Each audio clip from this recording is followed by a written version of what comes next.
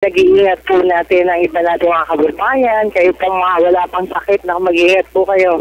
Dahil hindi po natin mawari ang panahon po ngayon.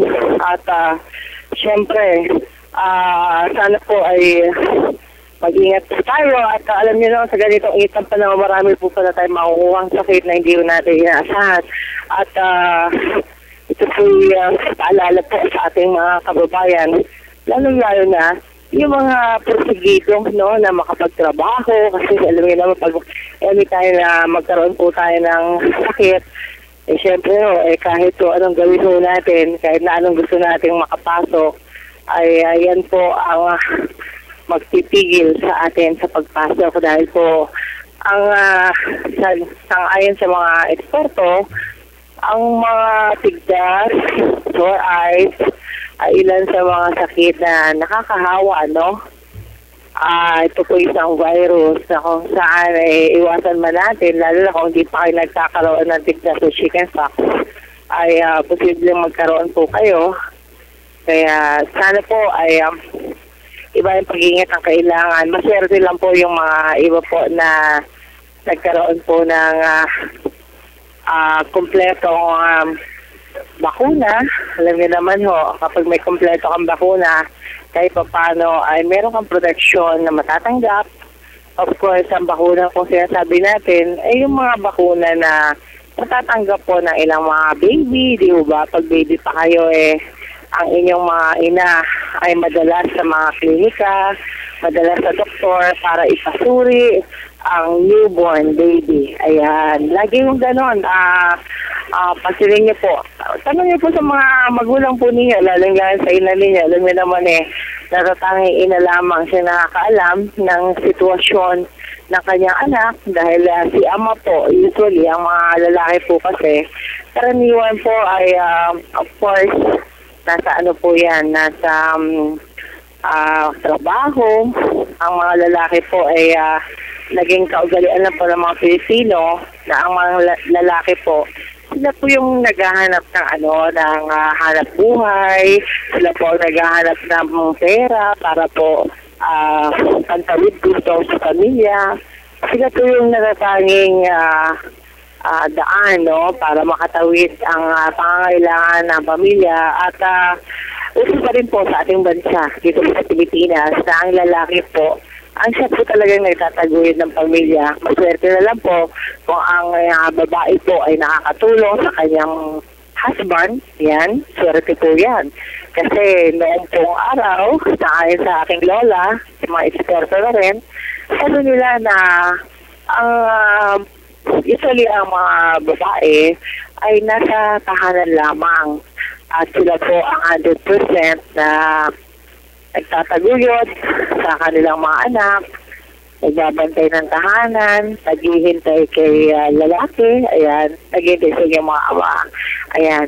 At siyempre, minsan po kasi nababago ang sitwasyon ng pamilya, lalo na kung ang kanilang both side, magulang, ay nakapagtrabaho sa ibang bansa, o kaya naman po, meron kayong mga yaya, may mga katulong kayo, ayan. Kaya po medyo bago-bago sa ating lifestyle. Na pagkaminsan, ay hindi na po natin nababantayan ang ating mga anak, no?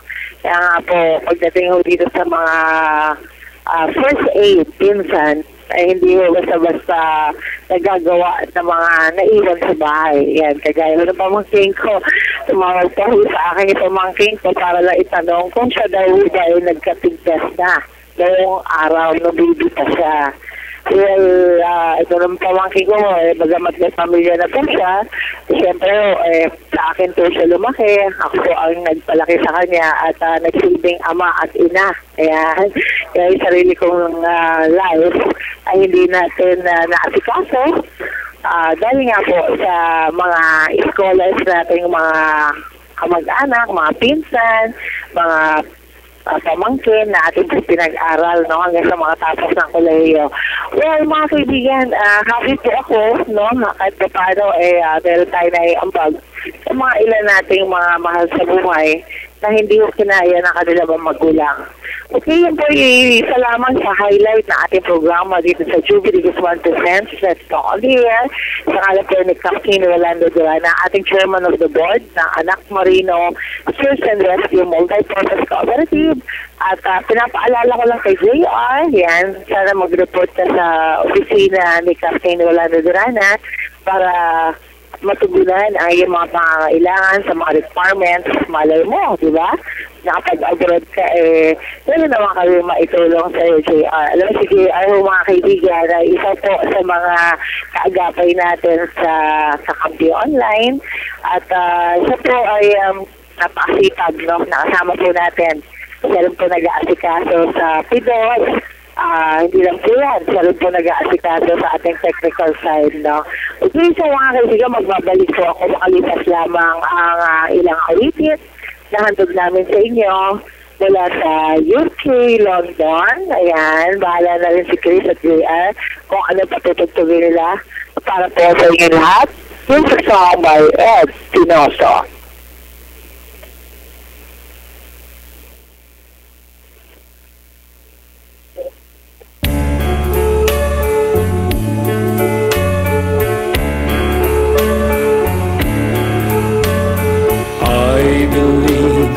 Forever drops of rain that falls, a flower grows.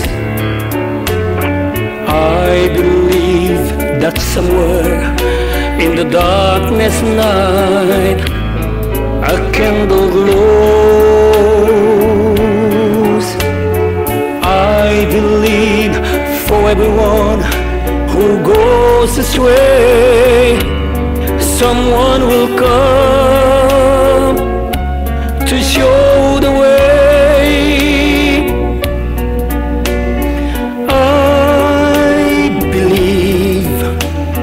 I believe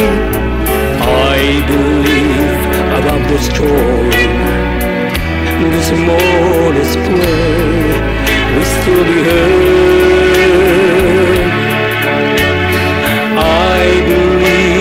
Someone in the great somewhere hears every word.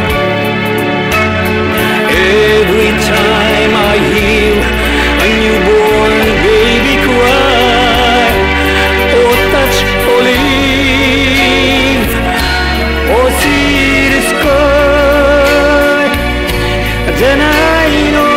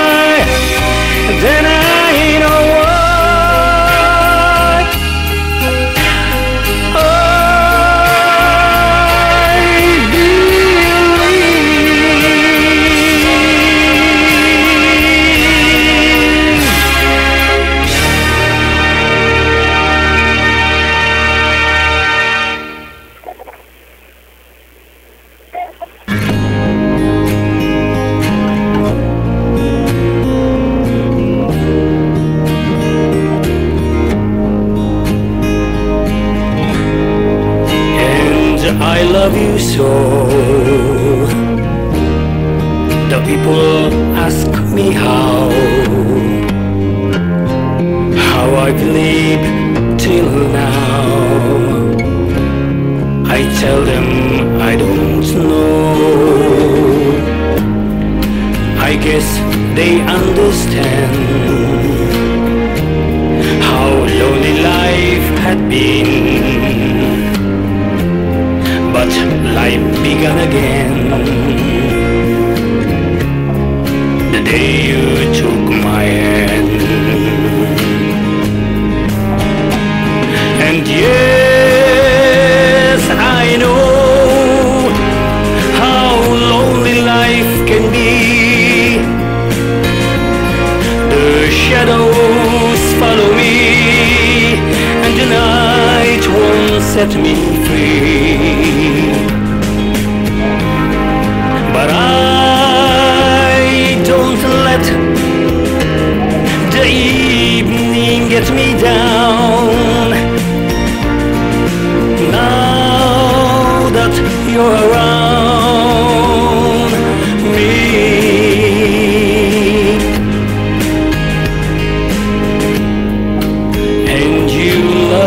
too. Your thoughts are just for me. You set my spirit free.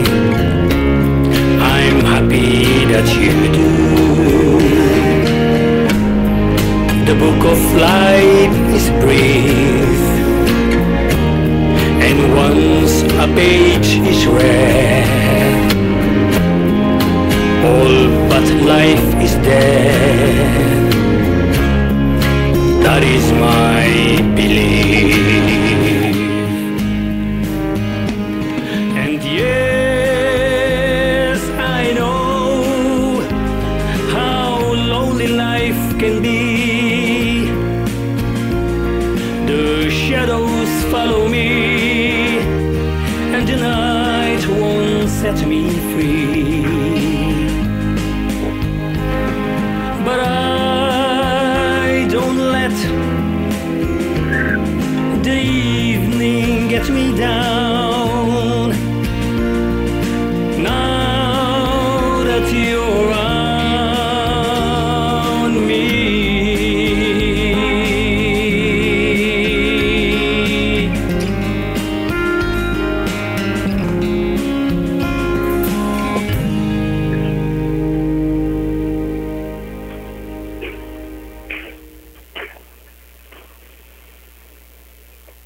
okay?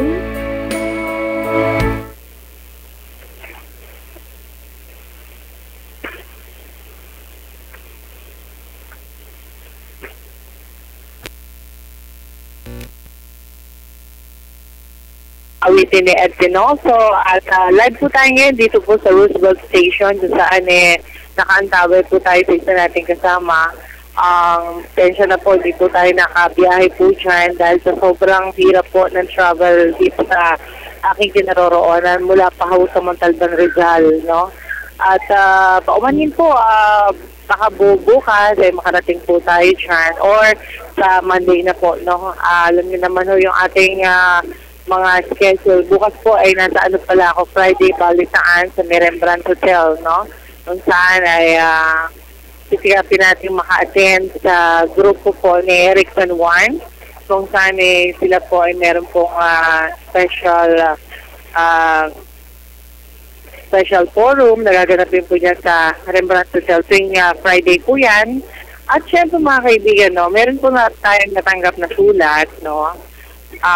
Ang tanong ito po ba ay maagang pag-ibig? Yan. Sabi po niya, Dear Ma'am Judy, ako po ay 14 years old, a fourth year student in Caloocan City. I am 4 feet and 11 inches. Lapitin po ako ng mga guys, lalo-lalo na kung gwapo kahit walang pinag-aralan. Una, akala ko ay kaibigan lang gusto niya. Hanggang sa ma-feel ko na lang na may gusto pala ako sa kanya at may gusto rin siya sa akin. Sinagot ko siya agad at syempre po, boyfriend ko na siya.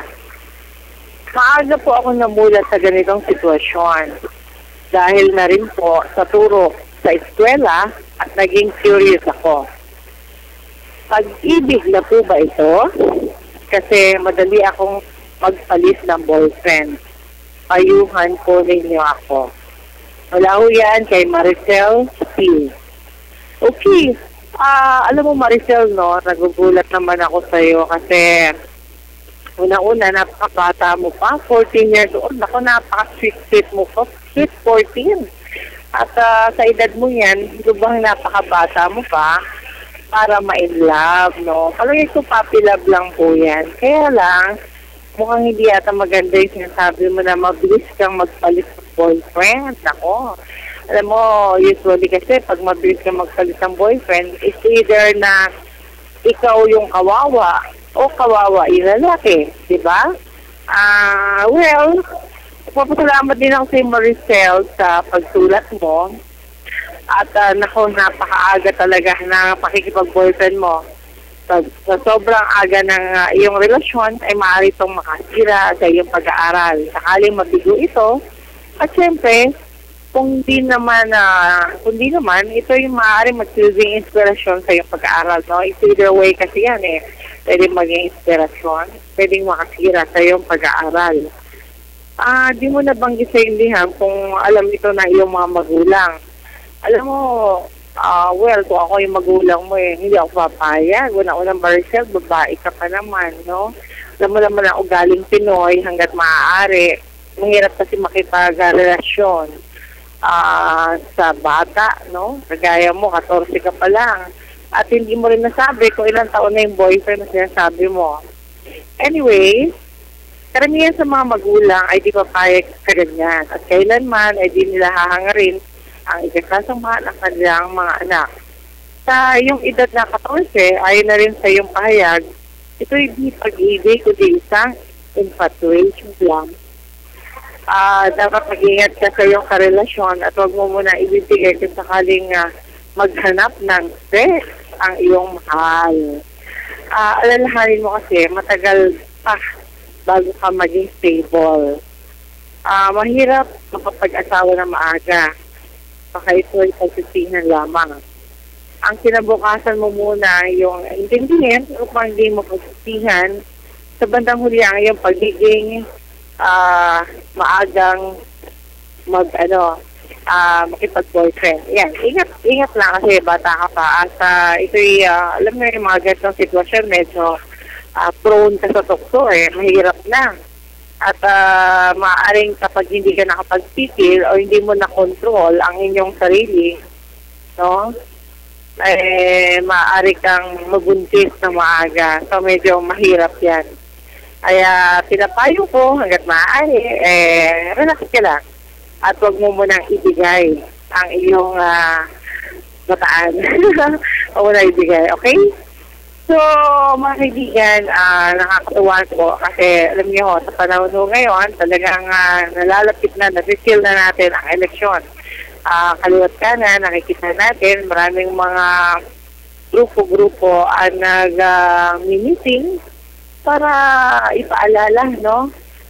Sa mga kababayan natin kung ano yung kanilang mga layunin, kanilang pagtakbo, lalong-lalo na yung mga tumatakbo bilang party list, representative, bilang senador, yan, no?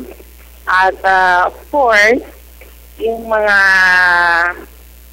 ito ay ilan sa mga konsehal, di ba?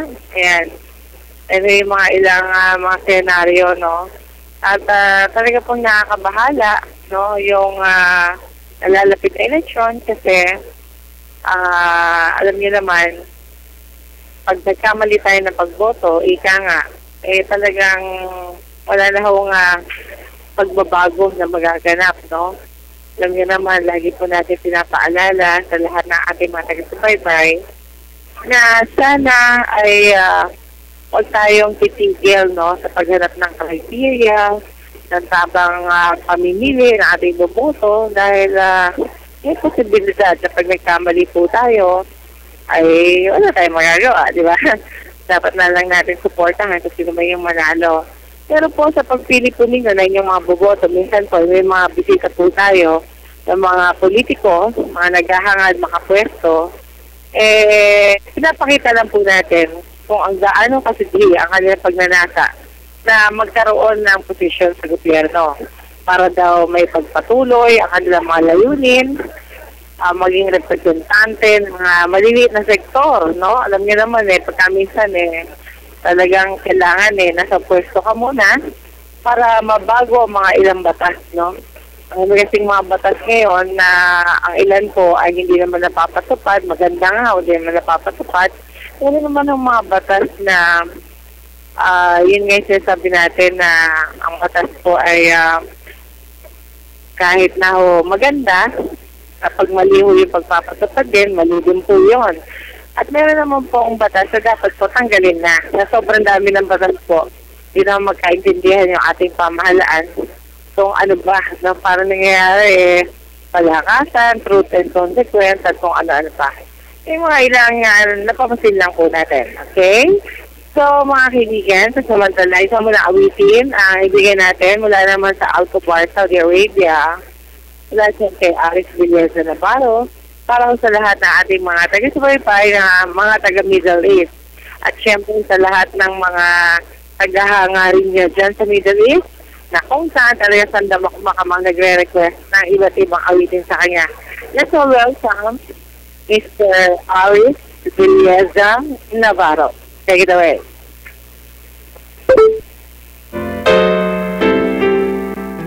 A range of words from the water para sa inyong lahat.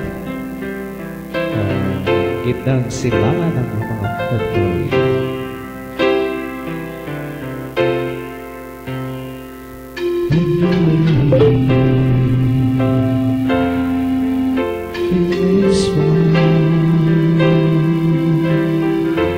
When tears are way of eyes are bright and cold,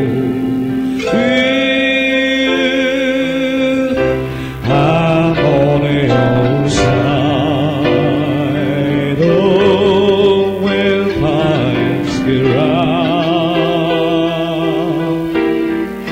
and angels hear me fall like a breeze over troubled water. Oh, lay me down like a breeze over troubled water. Oh, lay me down.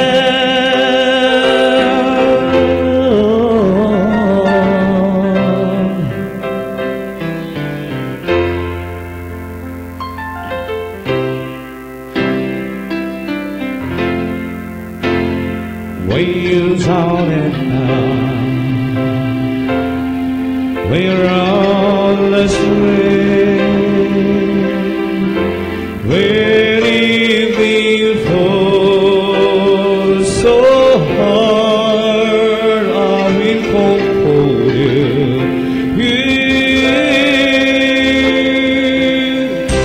I take your part, oh, when darkness comes, and pain is all like a breeze over troubled waters. I will lay me down like a breeze over troubled waters. I will lay me down.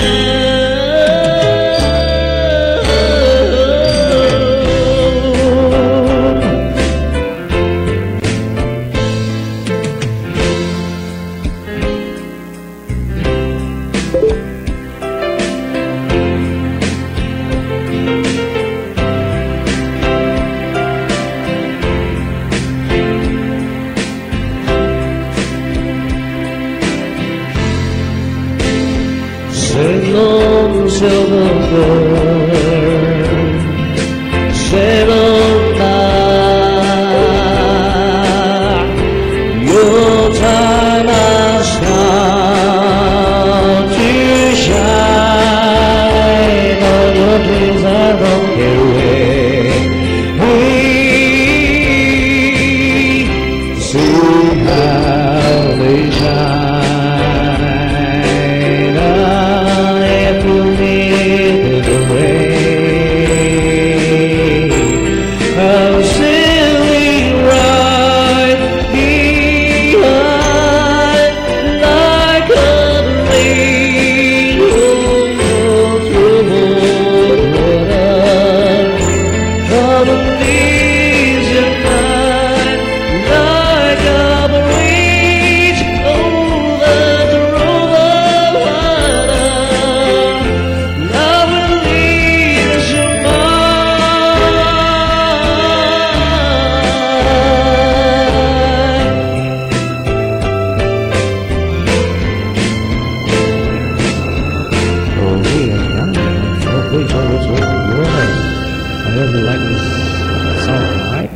Thank you so much.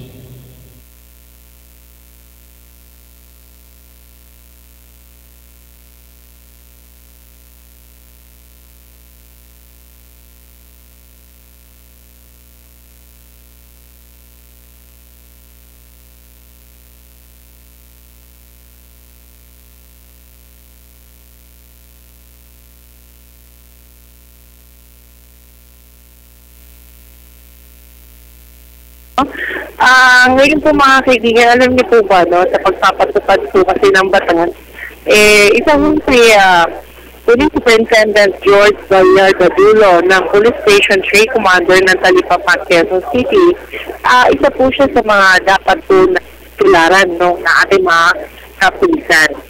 Ibinira ho kasi ang katulad nitong si Police Senior Superintendent George Gallardo, Police Station 3 Commander po, ilang police station po, no?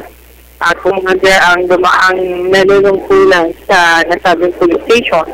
At isa nga po, si Police Station 3, no? Medyo matagal na po ito nating alam, no?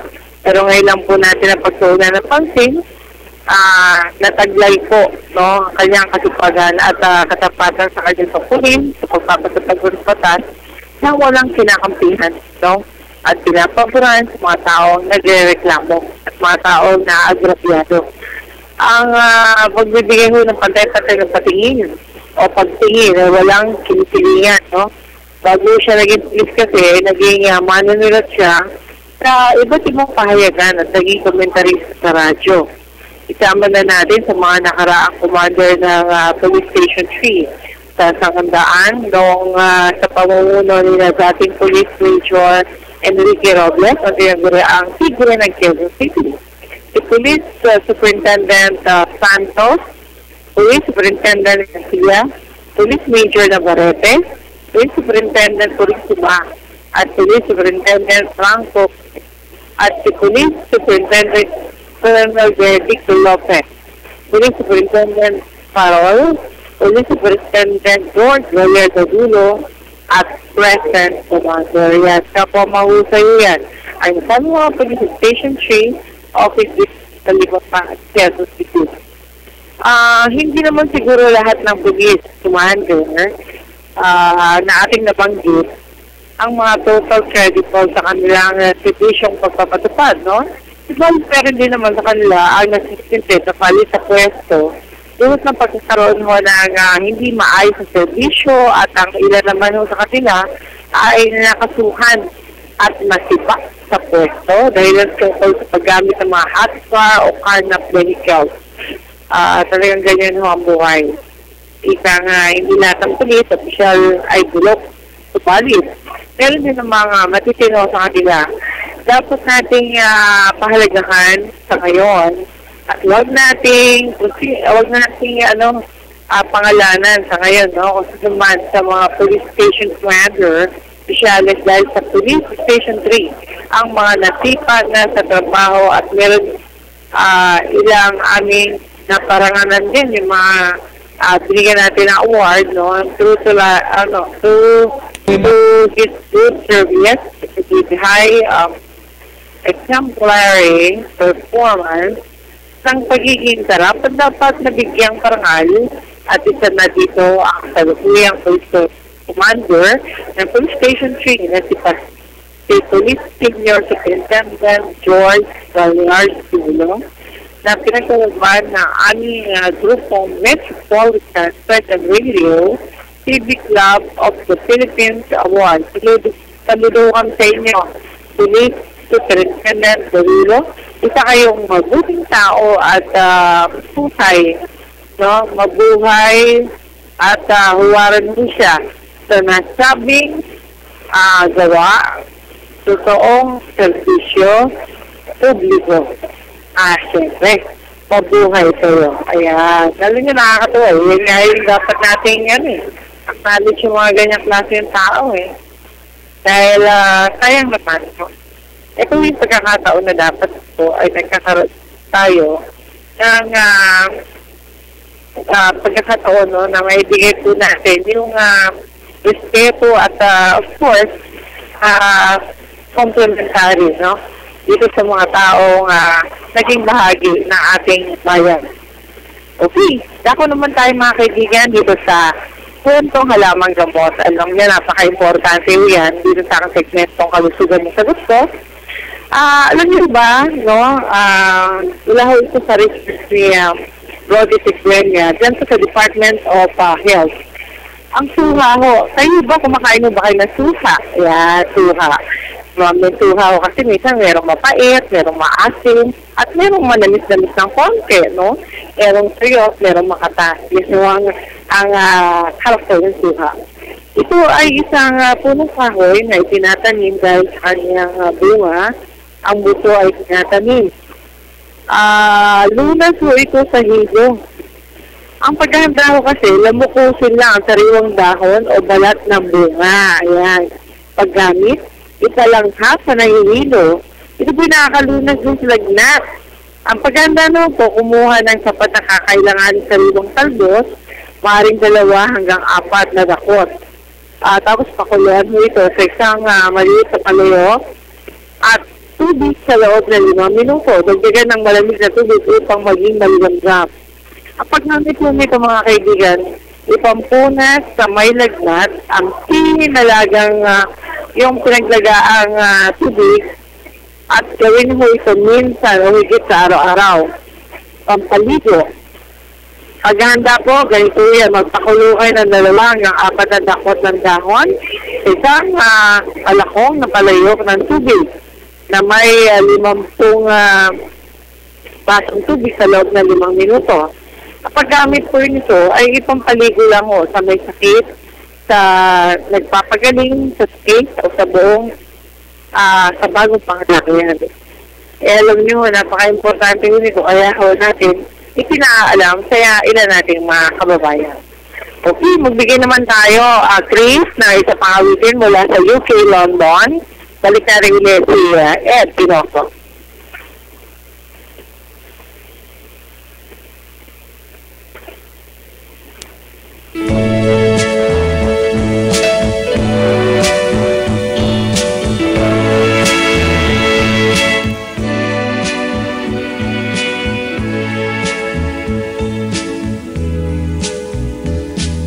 The old hometown looks the same as I step down from the train, and there's to meet me is my mama and papa. Down the road I look, and there runs Mary, hair of gold and lips like cherry. It's good to touch the green, green grass of home. Yes, they all come to meet me, arms reaching, smiling sweetly. It's good to touch the green, green grass of home. The old house is still standing, though the paint is cracked and dry, and there's an old oak tree that I used to play on. Down the lane I walked with my sweet Mary, hair of gold and lips like cherry. It's good to touch the green, green grass of home. Then I awake and look around me at 4 gray walls that surround me, and I realize, yes, I was only dreaming.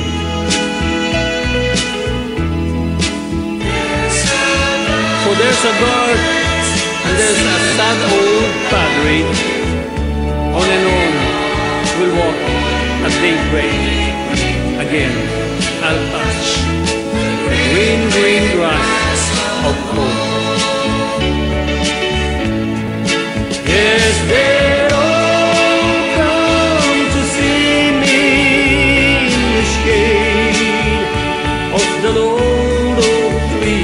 as I lay meet the green, green grass of home.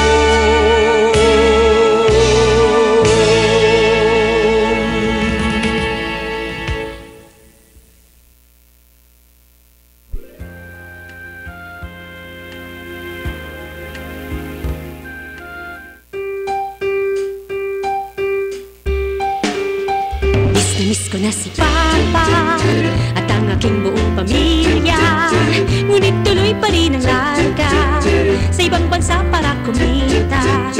Kaya't sa aking bawat padala, sa I-Remit lang may tiwala. Sa I-Remit ay sigurado ka, aabot ang pagmamahal mo sa kanila. Kaya't mag-I-Remit, I-Remit, may ngiti sa bawat padala. I-Remit, I-Remit, mag-I-Remit. Mahirap man ang nag-iisa, ngunit dahil sa'kin sila'y umaasa.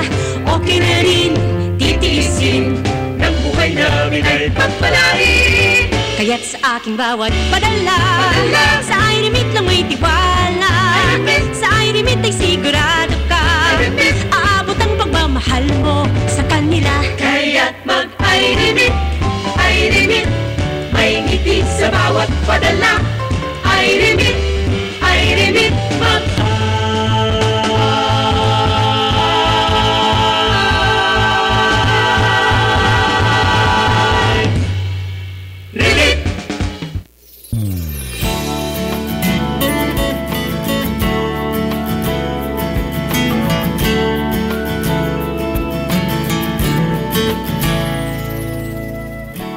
Marinig ko lang pangalan mo, nangingiti na ako.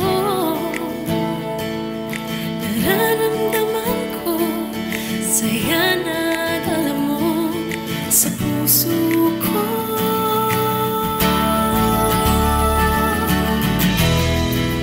Dahil sa'yo nagsikap ako,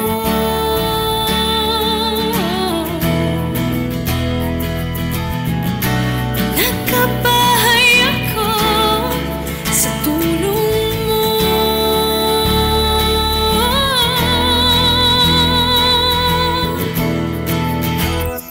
Love kita, pag-ibig ko. Love kita, pag-ibig ko. Love kita, pag-ibig ko. Love kita, love kita, pag-ibig ko.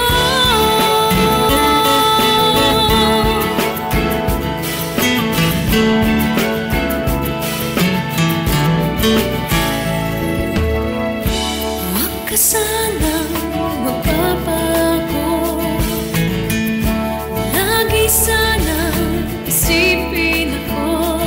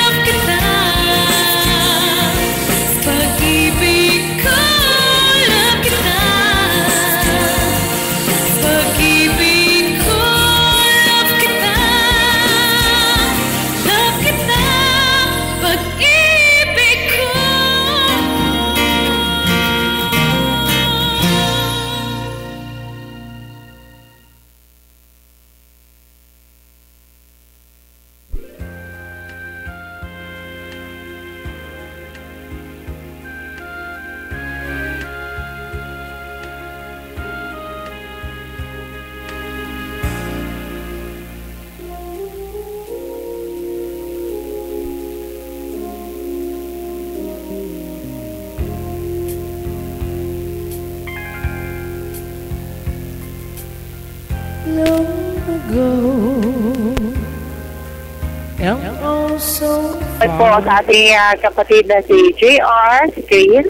At syempre, pagbati, pinapabot natin kay Michael, Lokay, and ating kapatid sa harap buhay.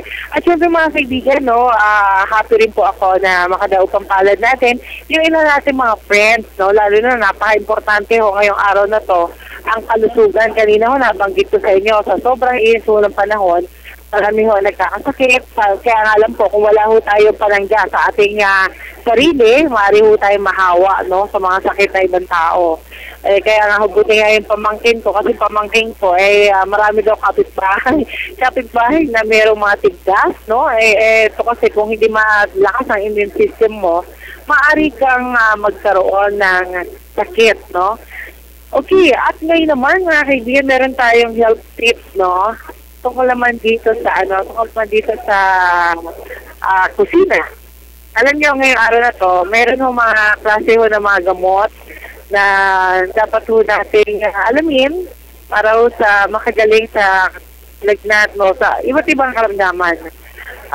Alam niyo, kailangan lang po ay ready po tayo sa lahat ng oras, lalong-lalo na dito sa mga generic, sa mga branded. Pareho lang po yan na nakakatulong. Ang kaibahan lang po, sabi nga, kapag medyo mura, medyo mabagal ang epekto ng pagaling. Yun ang sabi ng mga eksperto. At kung branded naman, medyo may kamahalan, syempre high quality, mabilis ang pagaling.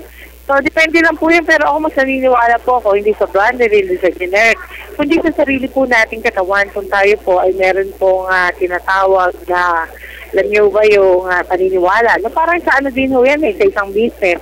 Pag naniniwala ka sa isang negosyo na kaya mo, at of course, kailangan eksperto ka sa isang bagay na bubuksan mo, kailangan ay positibo ang pananaw. Parang ganyan din ho yan. Kaya rin ang karamdaman kung lagi mong isipin na tayo po ay gagaling, meron ho tayo pagkakataon na kaya isang kasi psychological ang pagaling na isang tao, psychological. Kung tayo po ay wala naman po masyadong pampalakas ng ating immune system, wag na ho tayo magtaka na madali tayong mahawa. Dahil alam niyo, pag malakas ang immune system po natin, bihira ho sa atin ng magkakasakit, no? Okay. At ngayon naman mga kaibigan, dito nga po, alam niyo po ba yung ampalaya at banaba ay epektibo na panlinis po. Pag-regulate na ating blood sugar, alam niyo po ba yun? O, diba? Sabi niyo ng mga eksperto, ang ampalaya at banaba, ito isang mga gulay, no? Mga gulay po ito na para po, no, sa mga merong karamdamang diabetes at para sa mga kalalakihan o kababaihan na laging maging healthy, no? Ito pinakatulong, no, sangayon sa mga doktor, sa mga eksperto ho, sa mga may problema sa kidney, at saka yung mga bladder problems, yung mga bara-bara sa mga ugat, no? Ang isa pa ang healthy tips natin ay yung bayabas, no? In English, it is guava. Isa po sa mga best na prutas po. Bakit ka mo? Kasi ito po ay nakakatulong para matuyo, no, ang sugat, and of course, nakakapagpaiwas sa infeksyon. Ang dilaw na luya naman po ay isang herbs na medyo maanghang. Alam niyo naman to, di ba? Na nakakatulong din po sa mga kulibra natin, no? Dahil yellow ginger po ay nagpapalambot ng ating mga tuyo at masakit-sakit na mga balat. Yan. Ang panda naman po ay merong aromatic properties, no? Nakapag-provide ng pampakalma ng ating mga kapaligiran. Pansinin ho niyo, pag medyo nakakaamoy ho kayo ng magandang amoy, di ba? Parang yung init ng ulo mo, yung pag-iisip mo na hindi maganda, ay naayos, nagkakaroon ka ng peaceful na mga paligid, no? Medyo tahimik at ito yung magandang maamoy, no? Sa loob ng isang kwartong sarado at ikaw po ay nagbumuni-muni nagpapahinga. So, malaki pong tulong itong pandan. Ang garlic naman po, alam naman po natin, no, kapag garlic, medyo maahango ito. Minsan po, pag masyado tayong mahilig sa mga spicy, dumidikit po ito sa amoy ng kilikili, sa amoy ng ating katawan, no? Meron po tayong, ito yung maganda para sa antioxidant, nakakapagbaba po ng blood pressure, at ito po yung nakakapagpalakas ng ating immune system. So mga kaibigan, yan po ang mga ilang napaka-importante. Lagi po nating tandaan, at of course, alam nyo sabi nga na iba, no? Para ho tayong bansa, no, na ginagawang basurahan ng ibang bansa. Well, sa ginagawang pagtrato ho kasi dati ng Pilipinas at Japan na gawing dumping ground ng toxic waste. Ang ating bansa ay sobrang na ho kawalang pakundangan ho ng mga negosyador ng dito tayo sa ating bansa. Yan ho yung epekto, no? At akala ng iba, no? Harinawa, hindi naman totoo. At sa kapakanan ho na ating mga kasapangan, isipin naman, matagal na ho tayong ginagawa, no? Na katulong ng buong mundo. Gagawin pa nga ho tayong basurahan ng mga hapon. Magagaling mo talaga ang mga taong gobyerno natin. Kaya i-congratulate po natin sila dahil maaaring iba ho ang isip nila. Ito ang hangyari nila. Kaya lang, hindi ho lang ho na o-overlock lang ho siguro yung mga para naman sa kapakanan ng ating mga kababayan. Bukod po ho doon, sila talagang ibig sabihin o ibihin sa ating pamayanan tungkol dito dahil nga ho, noon ho, mga way back 2006 pa ho yata, nagkaroon ng pirmahan, no, na ginanap pa ho sa Health and State, yung LAD, at di sa Pilipinas o kaya sa Japan, pumasok ang ilang mga isip talangka, no, ng mga taga-DTI, pumayag silang maging basurahan ng Pilipinas. Basura nga natin, hindi na natin malaman kung saan itatapon. Kukuha pa tayo na imported ng basura, di ba? Grabe ho talaga. Ito naman, kwento ko matagal na ho, 2006 pa ho. Naalala ko lang kasi ngayon ho, tayo ho bilang isang mga ordinary Pilipino, dapat magkaisa tayo na itapon natin ang ating mga basura sa tamang paraan. Ay sa mga magagaling ho na taga-DTI, malaki raw naman ang magiging pakinabang ho. Noong taon na yon, na 2006, na ating bansa sa pagiging basurahan, no, makikinabang daw dito ang mga exporter ng mga hapon. At syempre, alimango, yan yung mga hipon, yan swerte, mga exporter ho yan. At iba pang laman dagat, ganun din ang mga putas, katulad ng mga saging at iba pa. Dadami daw kasi mga caregivers sa kukunin ng mga hapon, magkakaroon ng kaluwagan sa mga taripa sa pagitan mo ng dalawang bansa. Yan ang matinding batayan ng mga matitikas ng mga trade people nating pinagkakatiwalaan. Dahil sila pumayag sa usaping ito, trading na ito, dahil nga sa internal laws daw naman tayo na pumuprotekta sa ating environment na dapat din daw igalang ng Japan. So, di ba conflicting ho yan na tila may halong panlilinyang sa Japan? Well, yan ho, isang ayon sa mga ilang eksperto na kausap natin. Well, di kaya lalo tayong makarma niyan. Tanong ho ng iba, baka maisahan nyo naman kaya ninyo ang mga hapon. Maisahan kaya natin mga hapon, magagaling ho yan. Nandun ng araw, tawag po yan, ang mga tunay na industrial giant. Kita nyo naman kung gaano magnegosyo ang mga hapon. At syempre, nakakatuwa, no? Sinasabi nga ho, malaki daw ang pakinabang natin. Sa export ng mga lamang dagat nga ho at prutas. Well, mga kaibigan, sa Philippines po, para na tayong pag-aari ng mga foreigner, no? Sabi nga po, totoo ba naman ang sinasabi nilang pakinabang sa export po ng mga lamang dagat at putas, tayong nag-e-export niyan sa Japan. Ano bang bago dyan? Makikinabang ba ang maliliit sa pilar dyan? O ang dati ng mga malalaking exporter tulad ng Dole, of course, na pag-aari ho ng foreigner, ang caregivers, Alam niyo naman, noon pa man ay may usapan na tungkol dyan ang dalawang bansa. Tungkol sa wala naman masyadong choice sa Japan kundi Pinoy. Dahil tayo ang may skill sa ganyang profesyon na kinikilala buong mundo at sanay na sanay sa ating mga Hapon. So, what's the big deal? Sa taripa po kasi, sino ang talaga makikinabang dyan? Diba't mga Hapon din, sino ba ang sasalo ng mga dadalhin ng mga surplus dito? At mga ways na maaari pang pakinabangan. Malamang, kumpanyang Hapon pa rin. Di wala na siyang taripa sa pagpasok ng Pilipinas, wala rin papasok na sa Japan. Well, nakapinid na ang Hapon. Lalaki pa ang kita nila. Ang galing ano? Well, kaduda-duda po talaga ang deal ng mga ito, ng mga magagaling natin mga negosyador. Ilan taon na rin ho pala itong niluluto, pero napirmahan na noong nakaraang 2006, saka lang isinapubliko. May tinago po ba kayo dito? O nahihiya kayo sa inyo mga pinagagawang palpak na pagbibenta sa ating bansa? Yan yung mga ilang usapin dyan. At syempre, pati yung mga taga-DNR at mga mababatas ay napalusutan ho ng mga utang, ewan ng mga ito. Alam nyo naman, well, mga bossing, pag naman ninyong ipagkanulo ang ating bansa, lalima naman ninyo ng kaunti ang inyong mga pag-iisip at huwag para sa mga kasalukuyan, no? At pakinabang naman sana ang ilan ninyong iniisip. Maawa naman kayo sa inyong lubok na bayan. Yan yung pakuusap ng mga ilan nating mga kababayan.